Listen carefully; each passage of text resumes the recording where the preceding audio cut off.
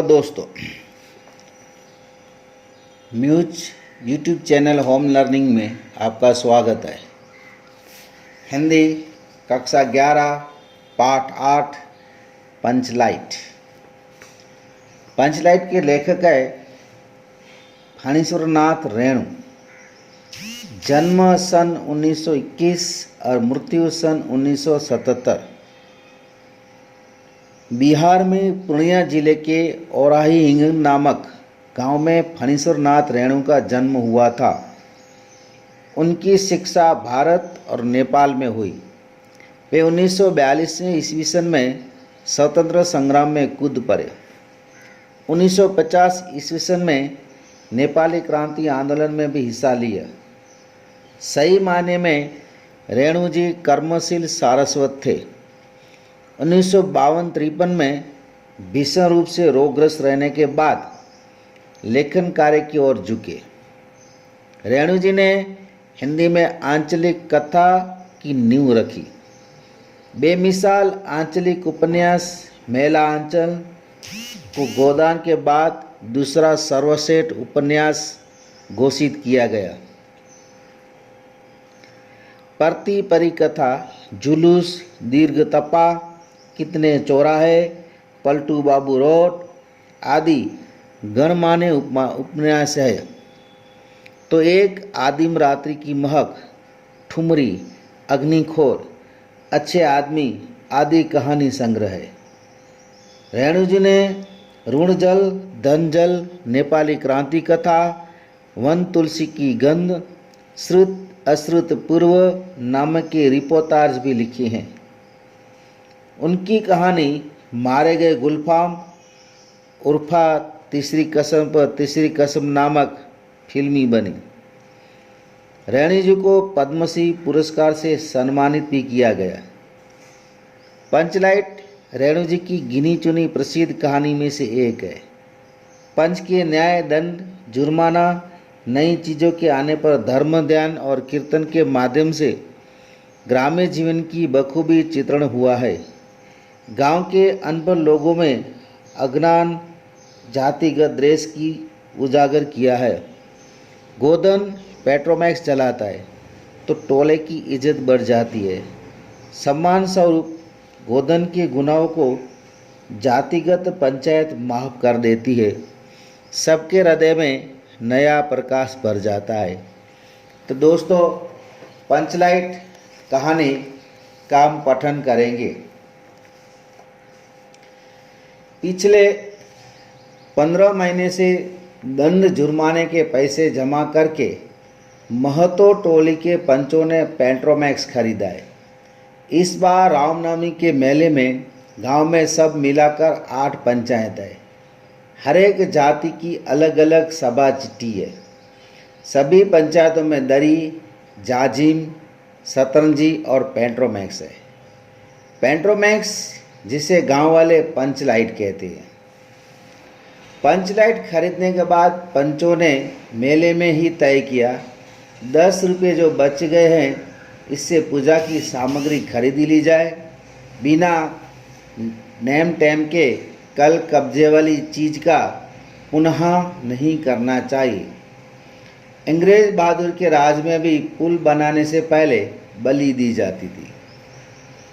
मेले से सभी पंच दिन दहाड़े गांव लौटे। सबसे आगे पंचायत का छड़ीदार पंचलाइट का डिब्बा माथे पर लेकर और उसके पीछे सरदार, दीवान और पंच वगैरह। गांव के बाहर ही ब्राह्मण टोले की फुट झिंगा ने टोक दिया, कितने में लालटेन खरीदा हो महतो?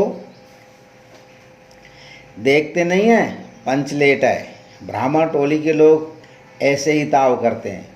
अपनी घर की डिबरी को भी बिजली बत्ती कहेंगे और दूसरे के पंचलेट को लालटेन। टोले भर के लोग जमा हो गए। औरत, मर्द, बुढ़े, बच्चे सभी कामकाज छोड़कर दौड़ रहे। चल रे चल, अपना पंचलेट आया है पंचलेट। छड़ीदार अग्नु महत रह रह कर लोगों को चेतावनी देने लगा, हाँ दूर से, जरा दूर से, छूछा मत करो, ठेस न लगे। सरदार ने अपनी स्त्री से कहा, सांझ को पूजा होगी, जल्दी से नहा धोकर चौका पीढ़ी लगाओ। टोले की कीर्तन मंडली के मूलगेन ने अपनी भगतिया पचकों को समझाकर कहा, देखो आज पंचलेट की रोशनी में कीर्तन होगा। बेताले लोग के पहले ही कह देता हूँ, आज यदि आखिर धरने में डेढ़ बेड हुआ तो दूसरे दिन से एकदम बेकार। औरतों की मंडली में गुलरी काकी गोशे का गीत गुनगुनाने लगी। छोटे छोटे बच्चों ने उत्साह के मारे बेवजह शोरगुल मचाना शुरू कर दिया। सूरज डूबने के 1 घंटा पहले ही टोली भर के लोग सरदार के दरवाजे पर आकर जमा हो गए। पंचलेट पंचलेट पंचलेट के सिवा और कोई गप नहीं, कोई दूसरी बात नहीं। सरदार ने गुड़गुड़ी पीते हुए कहा, दुकानदार ने पहले ही सुनाया, पूरे 5 कौड़ी 5 रुपया। मैंने कहा कि दुकानदार साहब ये मत समझिए कि हम लोग एकदम देहाती है, बहुत बहुत पंचलेट देखा है। इसके बाद दुकानदार मेरा मुंह देखने लगा, बोला, लगता है कि आप जाति के सरदार हैं। ठीक है, जब आप सरदार होकर खुद पंचलेट खरीदने आए तो जाइए, आज पूरे 5 कौड़ी में आपको दे रहा हूँ। दीवान जी ने कहा, अलबत्ता चेहरा परखने वाला दुकानदार है। पंचलेट का बक्सा दुकान का नौकर देना नहीं चाहता था। मैंने कहा, देखिए दुकानदार साहब, बिना बक्सा पंचलेट कैसे ले जाएंगे। दुकानदार ने नौकर को डांटते हुए कहा, क्यों रे, दीवान जी की आंख के आगे दूर खेल करता है, दे दो बक्सा। टोले के लोगों ने अपने सरदार और दीवान को श्रद्धा भरी निगाहों से देखा।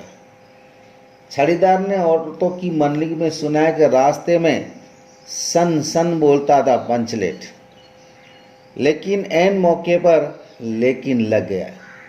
रुदल शाह बनी की दुकान से 3 बोतल किरासन तेल आया और सवाल पैदा हुआ कि पंचलेट को जलाएगा कौन।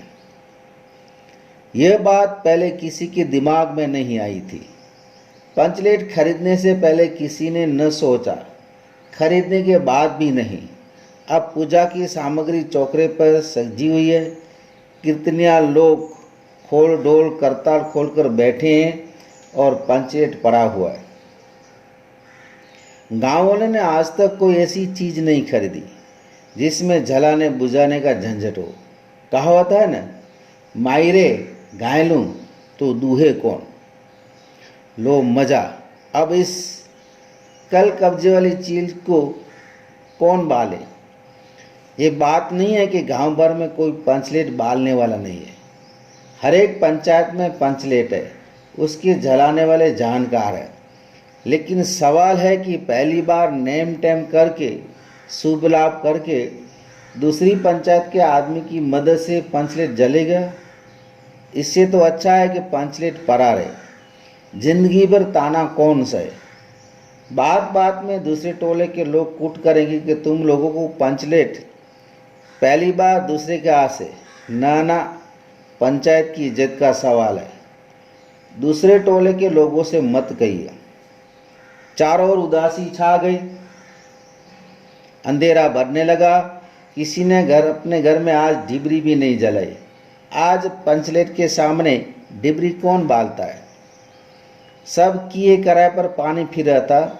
सरदार दीवान और छड़ीदार के मुंह में बोली नहीं, पंचों के चेहरे उतर गए थे। किसी ने दबी हुई आवाज में कहा कि कल कब्जे वाली चीज का नखरा बहुत बड़ा होता है।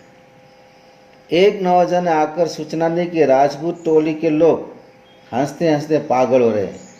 कहते हैं कि कान पकड़कर पंचलेट के सामने 5 बार उठो बैठो तो तुरंत जलने लगेगा।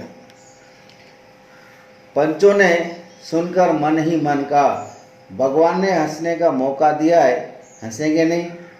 एक बुढ़े ने आकर खबर दी, रुदल शाह बनिया बाड़ी बतगर आदमी है, कह रहा है कि पंचलेट का पप्पू जरा होशियारी से देना। गुल्ली काकी की बेटी मुन्नी के मुंह से बार बार एक बात आकर मन में लौट जाती है। वो कैसे बोले, वो जानती है कि गोधन पंचलेट जलाना जानता है, लेकिन गोधन का हुक्का पानी पंचायत से बंद है। मुन्नी की माँ ने पंचायत में फरियाद की थी कि गोधन रोज उसकी बेटी को देखकर सनम सनम वाला सलीमा का गीत गाता है, हमें तुमसे मोहब्बत करके सनम। पंचों की निगाह पर गोधन बहुत दिनों से चढ़ा हुआ था। दूसरे गांव में आकर बसा है गोधन, और अब तक टोले के पंचों को पान सुपारी खाने के लिए भी कुछ नहीं दिया। परवाह ही नहीं करता। बस पंचों को मौका मिला 10 रुपया जुर्माना, न देने से हुक्का पानी बंद। आज तक गोधन पंचायत से बाहर है, उससे कैसे कहा जाए, मुन्नी उसका नाम कैसे ले, और उधर जाति का पानी उतरा है। मुन्नी ने चालाकी से अपनी सहेली कनेली के कान में बात डाल दी।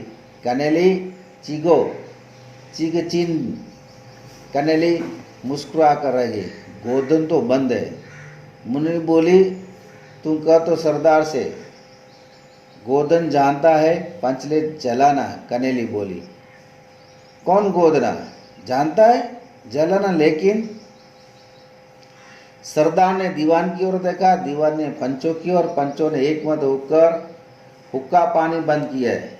सलीमा का गीत गाकर आंख का इशारा मारने वाले गोधन से गांव भर के लोग नाराज थे। सरदार ने कहा, जाति की बंदिश क्या है, जबकि जाति की इज्जत ही पानी में बही जा रही है। क्यों जी दीवान? दीवान ने कहा, ठीक है। पंचों ने भी एक सवार में कहा कि ठीक है, गोधन को खोल दिया जाए। सरदार ने छड़ीदार को भेजा। छड़ीदार वापस आकर बोला कि गोधन आने को राजी नहीं हो रहा है। कहता है कि पंचों की क्या प्रतीत, कल कब्जा बिगड़ गया तो मुझे दंड और जुर्माना भरना पड़ेगा। छड़ीदार ने रोनी सूरत बनाकर कहा कि किसी तरह गोधन को राजी करवाइए, नहीं तो कल से गांव में मुंह दिखाना मुश्किल हो जाएगा। गुलरी काकी बोली, जरा मैं देखूं कह के। गुलरी काकी उठकर गोधन के झूपड़े की गई और गोधन को मना रहे। सभी के चेहरे पर नई आशा की रोशनी चमकी। गोधन चुपचाप पंचलेट में तेल भरने लगा। सरदार की स्त्री ने पूजा की सामग्री के पास चक्कर काटती हुई बिल्ली को भगाया। कीर्तन मल्लिका मूलगन मूर्छन के बालों में संवारने लगा। गोधन पूछा, स्प्रिट कहाँ है? बिना स्प्रिट के ये कैसे जलेगा? लो